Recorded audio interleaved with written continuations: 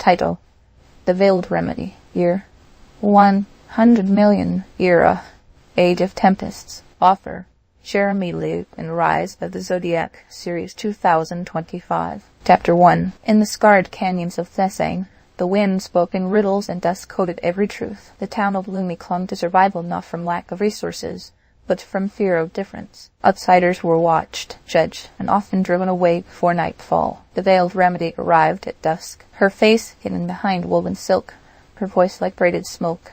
She asked for nothing but silence. She carried herbs no one recognized in maps that pulsed with heat. Children followed her. Elders whispered warnings. Only the thread spiller, a mute tailor with hands that stitched meaning into cloth, welcomed her. The soul seeks not answers, but aliveness that sings, she told him. He nodded. Chapter 2. When a sickness spread through the town, one that twisted breath and soul dreams, the elders turned to their own. They failed. It was the veiled remedy who brewed fireleaf tonic. The thread spiller embroidered her methods into a great tapestry, every stitch a cure, every loop a warning. Still, the council resisted. She's not one of us, they said. The remedy said nothing, but she stayed, and those who drank her brew recovered. Those who didn't. Chapter 3. The wind changed. So did the people. Now at the edge of Lumi, where travelers once turned back, a banner flutters with the thread spiller's sigil, a spiral stitched with starlight. Below it carved into stone. The soul seeks not answers, but aliveness that sings. The veiled remedy is gone, but her tapestry grows, and Lumi listens to the wind differently now. Title: The Forest That Remembers. Year: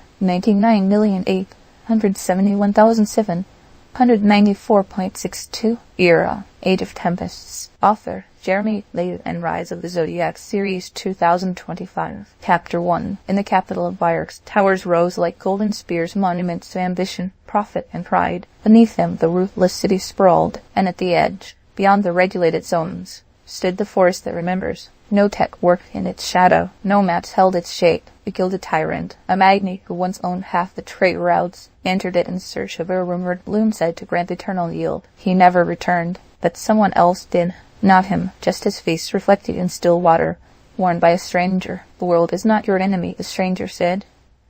Your own reflection might be. Chapter 2. The forest began to whisper his name not in praise, but in warning. His towers cracked, the trade froze. Those who fed off his empire found their names etched into bark, slowly fading. The stranger walked the alleys of Vyrx, planting seeds literally. Where greed had stripped, fruit now grew. Where violence had prospered, lost silence steal. And the people, abandoned for so long, began to share, to build, to remember. Chapter 3. Now, the gilded tyrant's estate is a sanctuary, vines twisting through walls of gold. No one claims ownership. At its core grows a tree with mirror bark etched at its base. The world is not your enemy, your own reflection might be. The forest that remembers washes all, and forgets none. Title: The Truth with No Tongue. Year: 99,807,692.31. Era: Age of Tempests. Author: Jeremy Levan.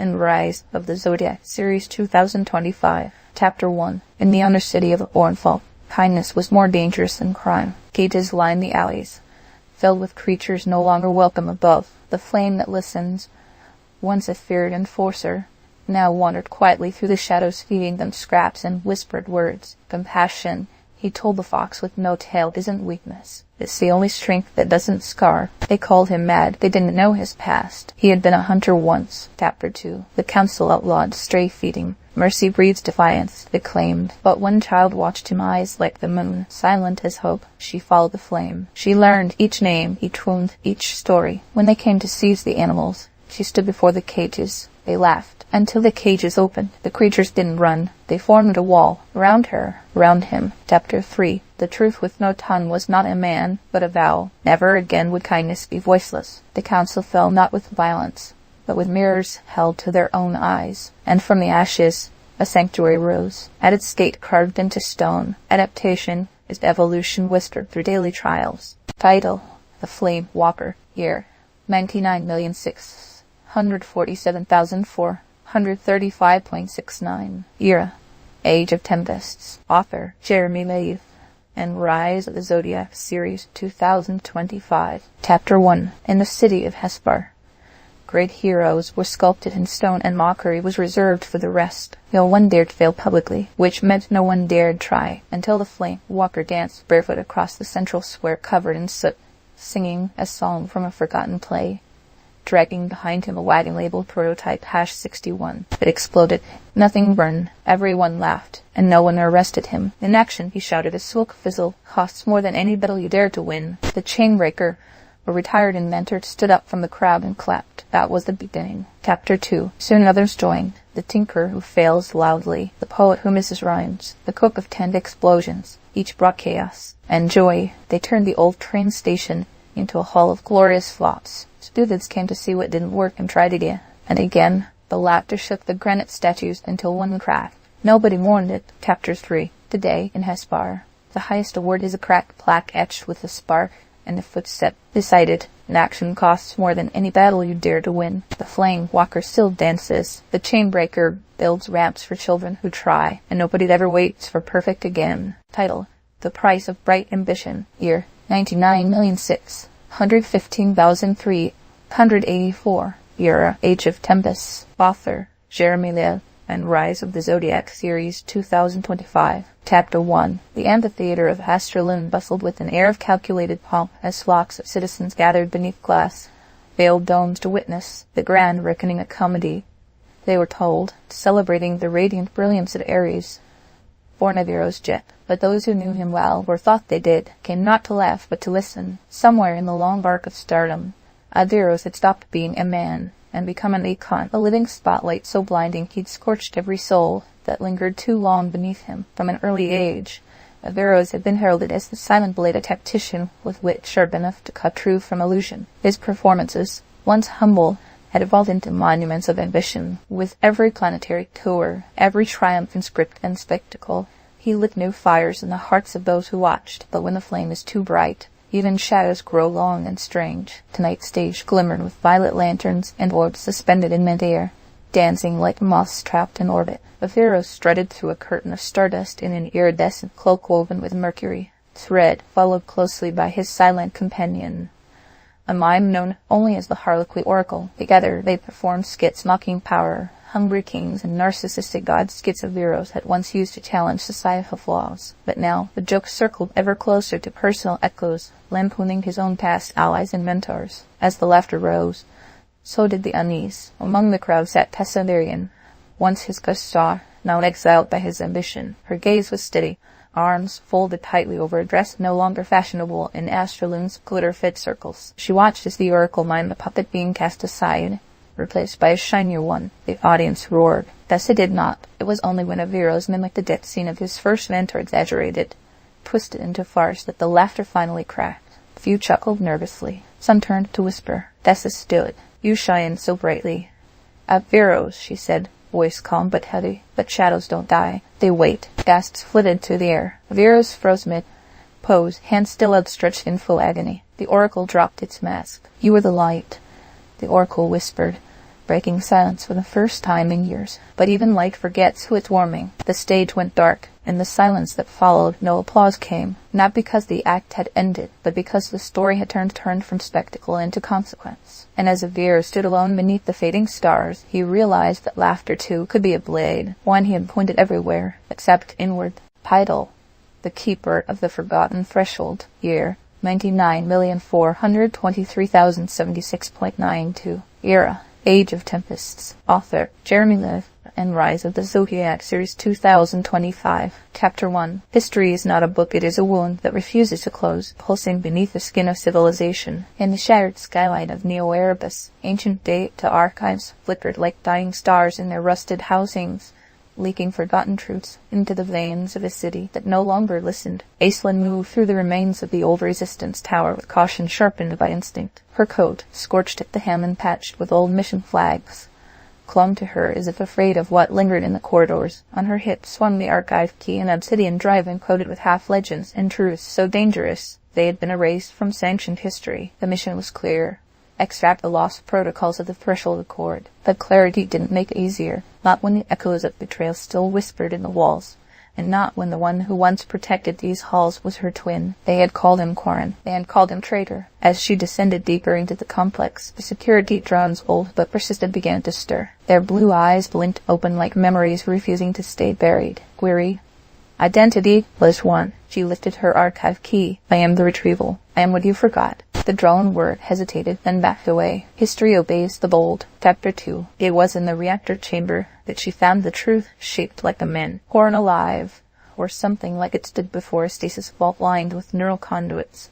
His body tethered to it like a marionette dancing on forgotten code. His face was paler than she remembered, the warmth of mischief long gone from his eyes. "You shouldn't have come," he said. His voice was dust wrapped in guilt. "You gave me no choice," Aislinn replied. "You chose to vanish when we needed you most." Cora lowered his gaze. The accord had already failed. Our leaders traded vision for fear. I stayed because I believed someone had to remember what was real. But memory is a cruel chain. She stepped closer, watching the stasis vault flicker with fragmented footage, children playing in sunlit ruins, speeches that had never aired, massacres erased before morning. "You kept all this hidden?" "I preserved it," Corin said, touching the vault with reverence, "so that one day someone braver than I could bring it back." "And now that someone is me," Aislinn said. But before he could respond, the chamber shook, not from tectonics, but from intrusion. The Order of Silence had found them. "It behind me," Corin whispered, pulling from the wall a pulse lance engraved with the sigil of the Forgotten Threshold. Aislinn, too, readied her weapon. They would not die quietly. Chapter 3. The hallway was an artery of fire. Blasts tore through the reinforced walls as the Order's agents, faceless, cloaked in red, pressed forward. But Corin and Aislinn held the line like anchors in a raging sea, side by side, as strange siblings rejoined in defiance. "You always were the better shot," Corin muttered as Aislinn downed another attacker. "And you've always talked too much," she fired back. As they fought, the archive key pulsed in rhythm with the vault, syncing memories, copying protocols, rewriting corrupted nodes with living breath. It was more than data now. It was story, sacrifice, and soul. With the last wave defeated, silence returned. Smoke curled like forgotten dreams. Corin slumped to the ground. A plasma burn sizzled across his ribs. "You have to go," he gasped. "I'm not leaving you. You must. The Accorded needs a voice. Can't be that anymore." She knelt, cradling him, and let it echo through me. He pressed the archive key into her palm. "Rewrite them. Teach them the cost of forgetting." Later, as she stepped into the light of the city above, towers blinked to life, and screens long dead began to sing with memory. The keeper of the Forgotten Threshold had returned, and this time history would not be silenced. Title: The Language Shaper. Year: 99,423,076.77. Era: Age of Tempests. Author: Jeremy Levan, and Rise of the Zodiac Series 2025. Chapter 1. The village of Bremer stood at the edge of the world, or so the children were told. Wind never ceased. Trees leaned with memory, and the cliffs sang to those who listened closely. No one listened anymore. The minds were loud, the prophets louder. The language shaper was a child without a voice, born under a red moon. Raised by the river's hush, she did not speak, but etched runes into stone and soil. Her messages were read by few, misunderstood by most. Only the stranger with your eyes, an exiled historian, followed her carvings. After the roar of the storm, he read one. Silence sings a sweeter song. Chapter 2. One night, the sea came further than it ever had. The forest burned salt. The miners blamed the girl. She did not run. She carved a spiral into the mayor's door, a wave into the mine entrance, a feather across the school. The stranger translated. Each was a plea not to flee, but to mend. Slowly, the children stopped shouting. They planted instead. Chapter 3. Now Brunmer stands a little smaller, a little greener. The mines have closed. The cliffs sing again. In the town square, beside a wind-worn tree, the stone tablet reads. After the roar of the storm, silence sings a sweeter song. The language shaper teaches runes now. The stranger with your eyes writes them into books. And the children, they listen, then they answer. Idle. The Cloak of Stillness. Year: 99,230,769. Era: Age of Tempests. Author: Jeremy Levan, and Rise of the Zodiac Series 2025. Chapter 1. The night air was taut with electricity, the kind that made bones ache before a storm. In the ruins of what was once a vibrant port city, now wrapped in ivy and whispered warnings, a figure stood cloaked mountain fabric, but in the silent gravity of grief, known only as the Cloak of Stillness. She was myth to most, but legend to those who had once seen compassion in motion. Her hands had healed warlords and children alike, but it was the coldness in her gaze that told of a love stretched too thin across too many graves. This was not a world that rewarded warmth. The government had fallen decades ago, and now only roving judgment squads and bio-bonded raids patrolled the alleys. Still, She walked unbothered, her very presence disrupting Skinner grids and corrupting Warbot's moral alignment protocols. Somewhere deep in the moss-covered citadel, a new cry was rising. Not for power, but for mercy. And she had come to answer it. Chapter 2. Beneath the stonework cathedral where the coldest executions had once taken place, the cloak of stillness lit a candle not for light, but for memory. Around her sat 12 children, each born of different mothers, but each bearing the violet mark of the vine-clad prophet, a rebel-turned saint whose teachings were banned in all 5 city-states. They whispered her name as they pressed fingers to flame, burning not skin but illusion, ere love was currency, and the currency was treason. As the specters of past rulers flickered in malfunctioning hollow frames, she recited a law written in blood long before the tech age. Justice cannot rise from fear. Only from compassion can truth hold a blade. The words echoed into the cracked dome above, listening dust, ghosts, and perhaps a future. Chapter 3. They found her not in battle, but in bloom kneeling among poisonous blossoms, made sweet by her presence. The final tribunal came wearing shields of hardened sin, and they came to end her myth. But compassion, when lived truly, becomes an atmosphere. The children, now grown, stood between her and the executioners, not with weapons, but with stories. One told of how she had fed the enemy after a siege, another of how she refused to leave the dying to die alone. Each testimony unraveled the tribunal's resolve like thread soaked in rain. She spoke only once. The brightest flames come from the coldest hearts, if warmed by kindness, and as if summoned, the vines twisted from the cathedral ruins and cloaked the guilty in blossoms and ash. The world changed, not because a tyrant was overthrown, but because mercy had taken root in the soil where cruelty once reigned. Title: The Language Shaper. Pierre, 99,198,717.85. Era: Age of Tempests. Author: Jeremy Levan.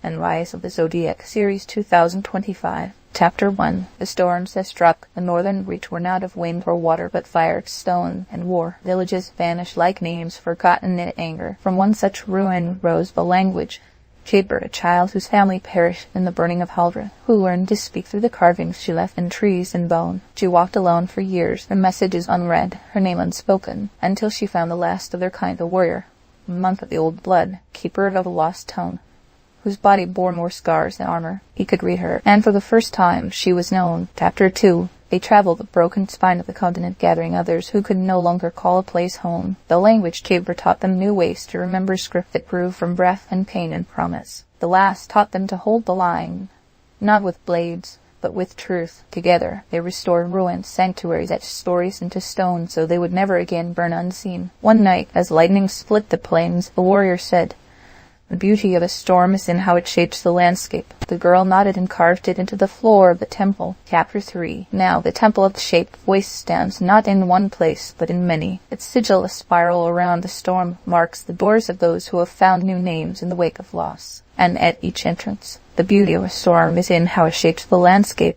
The language shaper is no longer alone. She never was, but now the world reads her. Title: The Path of the Ember Oaths. Year: 99,038,461.54. Era: Age of Tempests. Author: Jeremy Levan. Rise of the Zodiac, Series 2025. Chapter 1. In the scorched valleys where the wind wrote secrets across cracked earth, a caravan of exiles moved beneath a sky that refused to remember. At their front walked the Ice Whisperer, his presence like breath against flame, unnatural, unsettling, yet somehow needed. He bore no name anymore, only a burden of silence stitched into the frost that clung to his skin. Among the caravan was a child who dreamed in spirals. Her eyes held maps no scholar could read, and her voice echoed with the warnings of old stars. They called her the Spiral Keeper, though no one knew why she wept each morning before speaking a word. The village of Vareth awaited them, a city of scholars and steel. They came seeking answers, shelter, truth, but the ground itself trembled as if unwilling to host more broken futures. The keeper whispered, "This place remembers what it destroyed." And still they entered. Chapter 2. Inside Vareth, knowledge was currency, and its hoarders fierce. The Spiral Keeper was taken to the Tower of Calculance, where truths were weighed, measured, and stripped of soul. The Ice Whisperer followed, unannounced, unseen, the shadow cast not by light, but by conviction. Within the tower, debates raged like fires uncontained. The city's scholars praised reason, yet feared intuition. They extracted meaning from bones and equations, but their hearts no longer heard the cries of the world. The Spiral Keeper stood before them, holding no scroll, No tablet, only her breath. She said, "To set your course is only the beginning, it's the following that makes it sacred." A silence fell, thick as regret. Then a laugh, dry, intellectual, dismissive, but one among them wept. The ice whisperer stepped forward, his touch freezing the sigil stones on the walls. "This girl carries spirals not to impress you," he said,